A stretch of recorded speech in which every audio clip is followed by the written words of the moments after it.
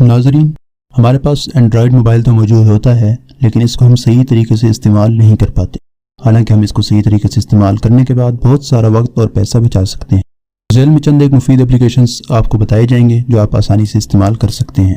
Number 1، اسلام one.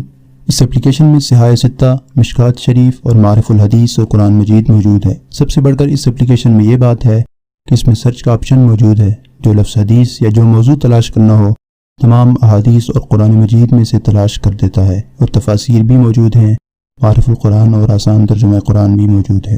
Number 2، مکتبہ جبریل۔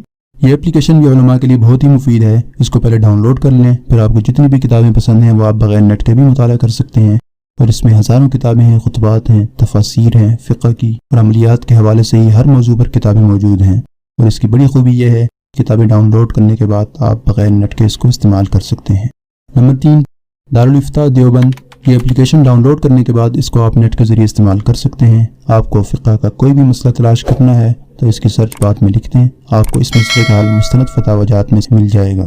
Number 4، easy Urdu کی board.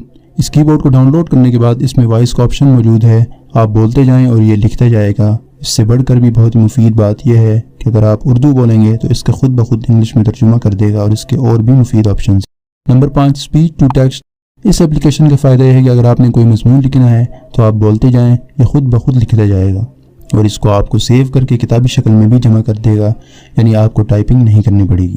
Number 6، آل translate. اس application کا فائدہ یہ ہے کہ اگر آپ کسی زبان کا دوسری زبان میں ترجمہ کرنا چاہتے ہیں تو آپ ایک زبان بولتے جائیں، دوسری زبان میں یہ خود بخود ترجمہ کرتا جائے گا۔ Number 7، voice transcribe. اس اپلیکیشن کا سب سے بڑا فائدہ یہ ہے کہ آپ کسی سے کوئی بات کر رہے ہیں یا تقریر کر رہے ہیں تو یہ بغیر کسی تعطل کے آپ کے تقریر یا بات کو تحریری شکل میں لکھتا جائے گا۔ ایسی مفید معلوماتی ویڈیوز کے لیے دیکھتے رہیے ہمارا چینل۔ اللہ حافظ۔